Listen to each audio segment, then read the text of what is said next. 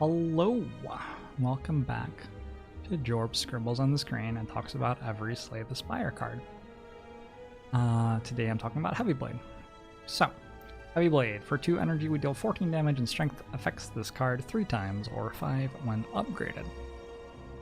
Heavy Blade, I think, is a very interesting card. Something that I think people get a little bit carried away with early on when they're playing Slay the Spire and looking at a card like Heavy Blade is they think, how can I make this card do as much damage as possible? And the answer is like you get to 999 strength, which is the cap for strength, and then you like apply vulnerable and get a pen nib and so on and so forth, and do a very, very large amount of damage. But the truth about Heavy Blade is that if you can get to 999 strength, strike kills every enemy in the game at that point. So there wasn't any point to have a Heavy Blade in your deck at all if you're getting to 999 strength very easily in fights. Now where Heavy Blade's really good is when you have a medium amount of strength scaling, when you have maybe like a couple of inflames and a spot weakness, and you can get to like 10 strength pretty regularly in fights. At that point, it's a really big deal that you have a card that gets a lot more leverage out of that strength than something like a strike does. And in that sort of situation, Heavy Blade can be a very good card. And also, like, in the zones around that situation, if you can get up to like 5 strength, this card is fine. If you can get to 20 strength, I would say this card is often still very good.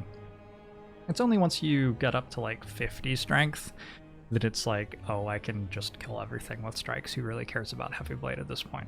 Or if you're only able to get to like 3 strength, then probably Heavy Blade's not a card that you're excited to be adding to your deck. It's sometimes going to be okay to just deal 21 damage for 2 energy, but keep in mind that your other attacks are getting 3 strength added to them too, so you could deal more damage with other attacks as well.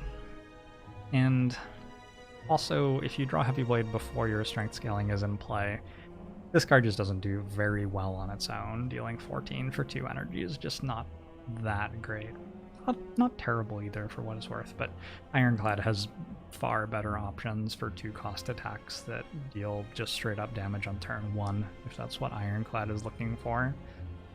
Maybe not so much at common, but stuff like Carnage or Immolate, it's possible to get attacks like that. You don't have to just grab every common attack that you see.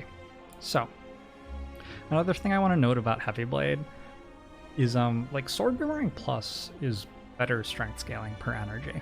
So if you're playing a deck that like has a bunch of strength scaling and then has like quite a lot of card draw or whatever as well, Sword Boomerang deals 3 damage 3 times for 1 energy. So unupgraded, it has the same strength scaling as Heavy Blade, because that 3 damage goes up and then it's dealt 3 times. So basically strength affects Sword Boomerang 3 times. And then upgraded it goes to 4, whereas Heavy Blade goes to 5. But Sword Boomerang is dealing 9 damage for 1 energy base, whereas Heavy Blade's dealing 14 damage for 2 energy base, which makes Sword Boomerang a far more exciting card to be adding to your deck if you're stuck on 3 energy, maybe in Act 1, sort of early in the game. So if I'm thinking that my run looks like it's quite likely to go in a strength sort of direction, I'm generally going to be picking up a Sword Boomerang in Act 1 instead of a Heavy Blade, just because it's the better card in that sort of situation. And then often, my run will not really require Heavy Blades being added. So I would say this is not a card that I take a tremendous amount of the time, just because its job seems like it's often filled by Sword Boomerang in a more convenient way, in a way that lines up with how the run is progressing a little bit better. That said, Necronomicon exists, Nekoi exists, so there are certainly runs where Heavy Blade is like an absolute no-brainer great pick, and there's no question about that. And if you are in a situation where you're like making 10 strength or whatever and you're offered a Heavy Blade and you need that extra damage to get you through the giant head fight and the Act 3 boss fights and the Act 4 elite quickly and do enough damage to kill the heart, yeah, Heavy Blade's the card for the job there for sure. But understand that Ironclad doesn't always win with strength scaling. when Ironclad does win with strength scaling, it's somewhat often based on an engine that can make a tremendous amount of strength, and somewhat often based on a deck that is able to gain a tremendous amount of health with Reaper as well. And so Heavy Blade is not necessarily even a good card in a deck like that. It can get in the way of your engine. It doesn't do anything on turn 1. It can delay your ability to set up Reaper. If you're perhaps a deck that sits on 80 max HP and tries to gain strength and then play Reaper to heal back up, drawing a Heavy Blade may not help in any way. It may actually be detrimental. You might not be able to play the Heavy Blade because you need enemies to have health so you can heal off them, and you might need to get your strength going and draw your Reaper before you die in a tougher fight. So there are lots of situations, even if you are going for strength scaling, where there's a better card for the job than Heavy Blade, or the job that Heavy Blade's doing isn't even an important job in the deck that you're building. And that's definitely something to keep in mind.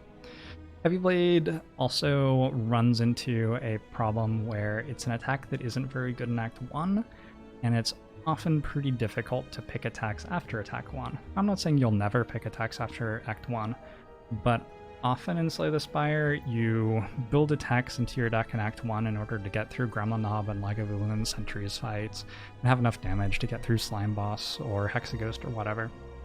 But then by the time you're getting into Act 2, you're starting to think about, oh, how am I going to block against enemies in Act 2? How am I going to block against the Act 2 boss? How am I going to scale enough for the Act 2 boss? How am I going to scale enough for enemies in Act 3? And so by the time you're thinking about those questions, it can be quite hard to be adding more attacks to your deck, unless you're going absolute full-out aggro and just going to kill everything with attacks and some strength scaling or something, which is possible to do, especially with the right relics. It's just not super common. And so attacks which are hard to add to your deck in Act 1 are often pretty hard to add to your deck in general, because you need some somewhat specific extenuating circumstances to make you want to add them to your deck, either in Act 1 in an unusual situation for Act 1, or in Act 2 when you picked up a Necronomicon or a Snecko-Eye, or you have an Incense Burner and a Tori, and so you're thinking, oh, I don't need to take as many defensive cards, I want to just focus on attacks, or something like that, whatever it happens to be. Yeah. And that's my spiel about Heavy Blade. It looks like the payoff card for the Strength archetype, which is, I hate thinking about Slay the Spire and archetype, and I'm not generally going to talk about archetypes at all in Slay the Spire, but I think to a new player, you see the Ironclad card pool, you think there's a Strength archetype for Ironclad, and you think that Heavy Blade's going to be the payoff, and in actuality, even if you're building a deck that's based around Strength, Heavy Blade is quite commonly not very good. There are tons of other ways that you can win with Ironclad, and Heavy Blade is awkward to put in your deck in a run just because of how the run usually plays out and what role Heavy Blade can play as the course of the run progresses. Alright, a little bit more wordy on Heavy Blade, but I hope you enjoyed that. Cool. I'll see you next time.